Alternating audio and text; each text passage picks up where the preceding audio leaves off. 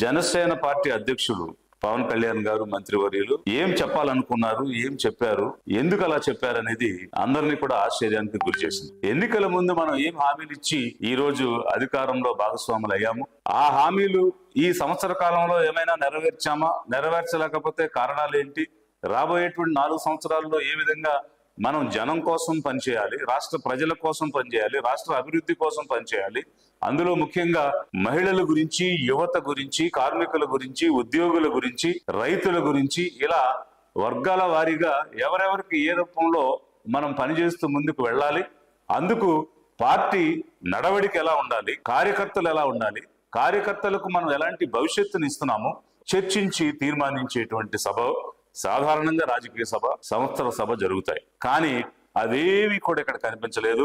జన ప్రస్తావన లేదు, అభివృద్ధి లేదు, ఇచ్చిన హామీలపై ఏమి చేస్తాము, ఏమి చేశాము అనేటువంటి అంశం కూడా లేదు. విచిత్రమైనటువంటి అంశాలన్నీ ఈ సభలో అధ్యక్షుడిగా గౌరవ మంత్రి గారు పవన్ కళ్యాణ్ గారు ప్రస్తావించడం చాలా ఆశ్చర్యానికి గురి చేసింది. కొన్ని అంశాలు కనుక మనం ప్రస్తావన చేసి చూస్తే, మనం పార్టీగా నిలబడ్డాం, 4 దశాబ్దాల తెలుగుదేశాన్ని మనం నిలబెట్టాం అని వారు చెప్తున్నారు.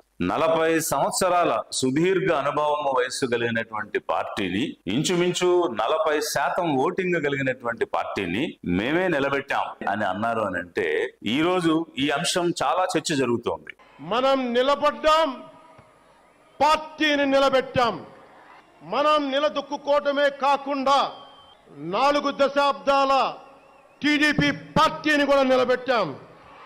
అక్కడ వచ్చినటువంటి లక్షల జనాన్ని చూసి ఉద్వేగభరితమైపోయో, ఉద్రేకంలోనో, ఎమోషనల్ గానో మాట్లాడేసి ఉండొచ్చు, మాటలు దొరికి ఉండొచ్చు, కాకతాళీయంగా అని ఉండొచ్చు అనేటువంటి అనేక రకాలైనటువంటి విశ్లేషణలు వచ్చాయి.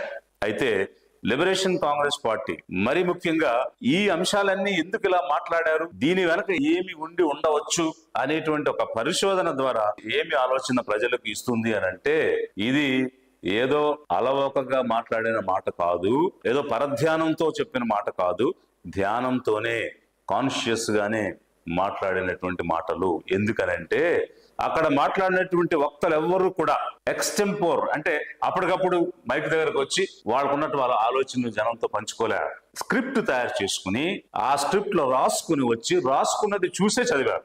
ఒక స్క్రిప్ట్ తయారు చేయాలి ఒక సభకు ముందు అని అంటే ఎన్నో తలలు దానిలో ఇన్వాల్వ్ అవుతాయి. ఒక బ్రెయిన్ స్టార్మింగ్, మేధో మదనం జరుగుతుంది, ఒక కోచింగ్ అనేటువంటిది ఇస్తారు. After so much of inputs, అంటే ఎంతో సేకరణ జరిగి కోచింగ్ ఇచ్చిన తర్వాతే ఆ స్క్రిప్ట్ ని ఆ నాయకుడు చెప్పడం అనేటువంటిది సాధారణంగా స్క్రిప్ట్ చూసి చదివే వాళ్ళ పద్ధతి ఉంటుంది. మరి అంత మేధోమదనం చేసి తయారు చేసిన స్క్రిప్ట్ ని చూసి చదివేటప్పుడు ఇది ఏదో పరధ్యానంగానో, జనాన్ని చూసి ఇమోషనల్ గానో చెప్పారు అనుకోవడానికి ఆస్కారం లేదు. ధ్యానంతోనే చెప్పారు అనేటువంటి భావన కలుగుతూ ఉంది. మరి ధ్యానంతోనే ఎందుకు చెప్పుంటారు, ఎవరున్నారు దీని వెనక, ఎవరు చెప్పించారు, ఎవరు కోచింగ్ ఇచ్చారు, ఇది జనం ఆలోచించాల్సిన అంశం. 40 సంవత్సరాల చరిత్ర కలిగినటువంటి టీడీపీని అంత సులువుగా ఒక మాట అన్నారంటే అతనికి కోచింగ్ ఇచ్చినటువంటి వారు ఎవరో, వారికి ఉన్నటువంటి బలం ఏమిటో మనం చూడాల్సిన అవసరం ఉంది.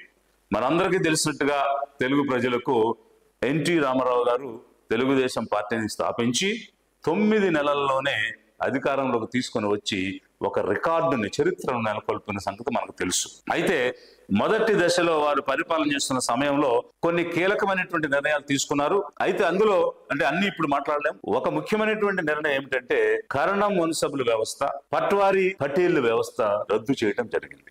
ఇది రద్దు చేసినప్పుడు ఎవరు నష్టపోయారు అని అంటే, 100 ఎకరాలు తమ గుత్తాధిపత్యంలో పెట్టుకుని విలేజ్ రికార్డ్స్ అన్ని కూడా వారి చేతిలో పెట్టుకుని అనుభవిస్తున్నటువంటి బ్రాహ్మణులు తీవ్రంగా నష్టపోయారు. అందువల్ల మాకు అన్యాయం చేసింది ఎన్టీ రామారావు, బ్రాహ్మణుని నాశనం చేసింది ఎన్టీ రామారావు అని నేను చెప్పడం లేదు, AB6 అనేటువంటి ఛానల్లో బ్రాహ్మణులే చెప్పారు. ఉమ్మడి ఆంధ్రప్రదేశ్ లో మొట్టమొదట బ్రాహ్మణులకు, అర్చకులకు, వేద పండితులకు సమున్నతమైన హక్కులు తీసుకువచ్చి వంశపారంపర్య హక్కు. అప్పటి నుంచి ఈ టీడీపీని ఎలా పతనం చేయాలి అనేటువంటి వ్యూహ రచన చేసినట్టుగా అనిపిస్తూ ఉంది. నాటకీయ పరిణామాల తర్వాత ఎన్టీ రామారావు గారి దగ్గర నుంచి చంద్రబాబు నాయుడు గారికి తెలుగుదేశం పార్టీ మారింది. అయితే టీడీపీ చంద్రబాబు గారికి వచ్చిన తర్వాత ఎన్టీఆర్ తో ఉన్నటువంటి వాళ్ళు లక్ష్మీపార్వతి గారు ఎన్టీఆర్ టీడీపీ అనే మరొక కొత్త పార్టీని పెట్టడం జరిగింది. ఎన్నికలకు వెళ్తే కాంగ్రెస్ మీద టీడీపీ పోటీ పడుతూ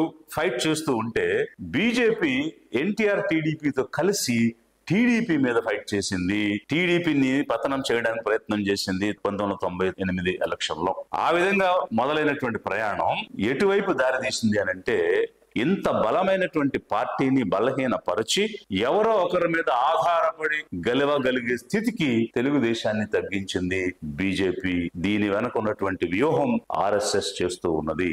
ఎందుకనంటే ఒక్కసారి ఎక్కడెక్కడైతే ఎలియన్సెస్ కి వెళ్లి ఈ రాష్ట్రాలలో అధికారం ఏర్పాటు చేసిన తర్వాత ప్రాంతీయ పార్టీని ఎలా మింగేసింది బీజేపీ అనేటువంటిది చూస్తే మీ అందరికి కూడా స్పష్టంగా అర్థమవుతుంది, జనం క్లియర్ గా అర్థం చేసుకోవచ్చు. కానీ ఇక్కడ జరిగినటువంటి ఆంధ్రప్రదేశ్ లో జరిగినటువంటిది ఏమిటంటే, మనమంతా ఏమనుకుంటాము, తెలుగుదేశం పార్టీ అంటే కమ్మవారిది, వైసీపీ అంటే రెడ్ల పార్టీ. వాస్తవమే. కానీ ప్రపంచవ్యాప్తంగా కమ్మవారందరూ ఏకమై గెలిపించినటువంటి తెలుగుదేశం మా బలం, మేము బలవంతులం అని వారు అనుకుంటున్నారు. కాదు, అలాంటి తెలుగుదేశంని కీలుబొమ్మగా ఆడించే శక్తి ఇంకొకటి ఉంది.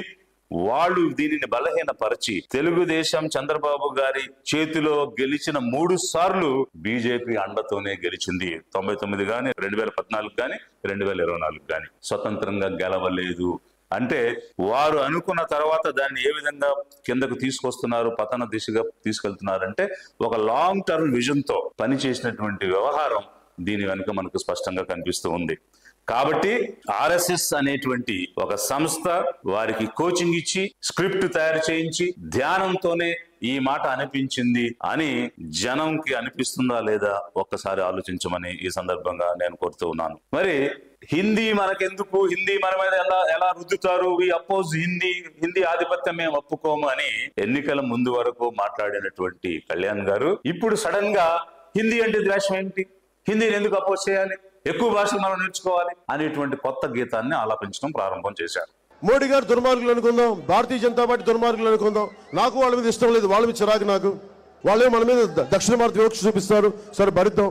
భారతీయ జనతా పార్టీ అంటే అందరూ హిందువుల పార్టీ అంటారు. నా ఉద్దేశం అది హిందీ వాళ్ళ పార్టీ, అది హిందువుల పార్టీ కాదు. అంటే హిందీకి విలువే ఉంటుంది తప్ప మిగతా భాషలకు విలువ లేదు. జాతీయ భాష నేను గౌరవిస్తాను, నేను నేర్చుకుంటాను హిందీ, నేను మాట్లాడతాను హిందీ, రాస్తాను, చదువుతాను. కానీ నా తెలుగు నేను చంపుకోలే, నా తమిళని నేను అర్థం చేసుకుంటానే, నా కన్నడాన్ని నేను గౌరవిస్తానే, నా మలయాళం తాలూకు గొప్పతనం తెలుసుకుంటానే. మేము అర్థం చేసుకుంటాం భాషల్ని, హిందీని ప్రేమిస్తాం. కానీ హిందీని మా మీద రుద్దుతానంటే ఎట్లా? అంటే హిందీ మాకు రాకపోతే ఢిల్లీలో కూర్చొని అంటే మా పనులు చేయరా మాకు దక్షిణ భారతానికి? ఇవన్నీ చూస్తే నాకు ఏమనిపిస్తుంటే, చేతగాని వ్యక్తులు ఉన్నారు మన రాష్ట్రాన్ని వెళ్తున్నారు, చంద్రబాబు గారు కానీ, ముఖ్యమంత్రి గారు కానీ, లోకేష్ గారు కానీ. మాట్లాడితే సంస్కృతాన్ని తిడతారు, హిందీని మీరు రుద్దుతున్నారు, సౌత్ దక్షిణాదిని అంటారు. అన్ని దేశ భాషలే కదా. మన తమిళనాడులో తమిళ్ హిందీ రాకూడదు అంటుంటే నాకు అనిపించింది మనసులో ఒకటే, అప్పుడు తమిళ సినిమాల్ని హిందీలోకి డబ్ చేయకండి. డబ్బులేమో హిందీ నుంచి కావాలి, ఉత్తరప్రదేశ్ నుంచి డబ్బులు కావాలి, బీహార్ నుంచి డబ్బులు కావాలి, ఛత్తీస్గఢ్ నుంచి డబ్బులు కావాలి, కానీ హిందీ మాకు వద్దంటే. If you are a business